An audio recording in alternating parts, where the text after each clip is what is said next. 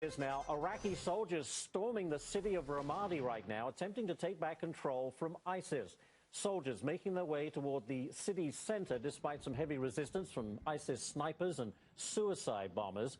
The city fell to ISIS back in May. It was an embarrassing defeat for the Iraqi army. But if Ramadi is taken back, does it signal perhaps a turning point in the war? We're joined now by John Hanna.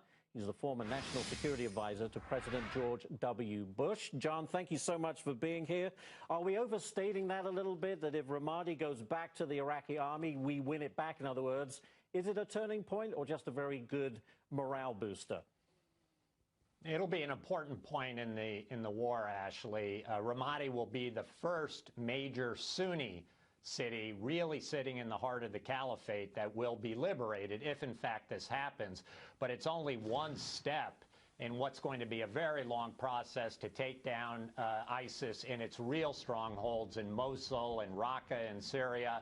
So this is only really a first step, but it's an important one, and we ought to recognize it as such. Well, it is an important one, but let's face it, it feels as though ISIS, despite the president saying they're contained, is spreading at will, it seems. How well are we doing in, to use the president's word, containing ISIS, or are they still moving pretty much as they want to?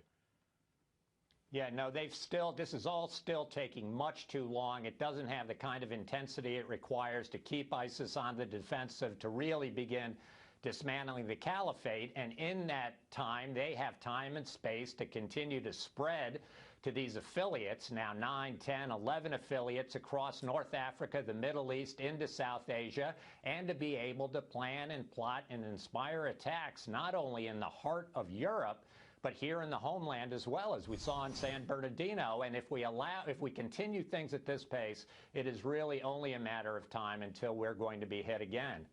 John, I wanted to bring this up to you. The Tony Blair Faith Foundation, of course, he's done a lot of work in the Middle East, has a pretty alarming report out saying that the United States is making a very critical mistake by focusing just on ISIS, that there are at least 15 other militant groups out there fighting in the name of Islam who pose a threat.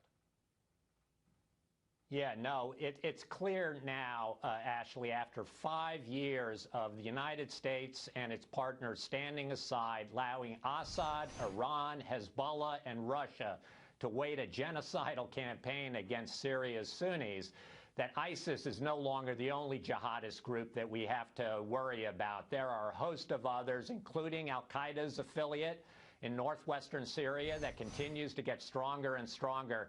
So by no means just getting rid of ISIS. Our problems in Syria are far from over. These chickens are still coming home to roost. When are we going to see others in the region, other Muslim countries, Saudi Arabia that just put this coalition together recently, when are we going to see them actually take action? They've put out a lot of statements, but it doesn't count for anything.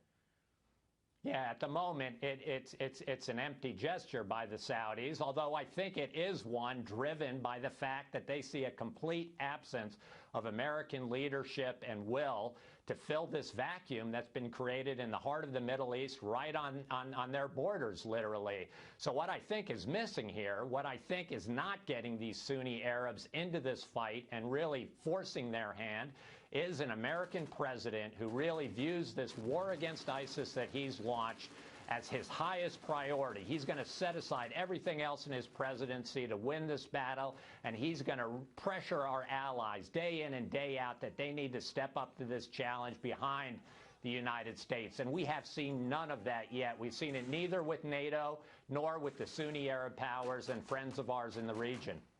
Yeah, it's interesting. And what about the Russians? We haven't talked about them much recently, but they continue to carry out their bombing raids, I'm assuming against ISIS mostly, although we know they've gone after groups opposed to Assad in Syria.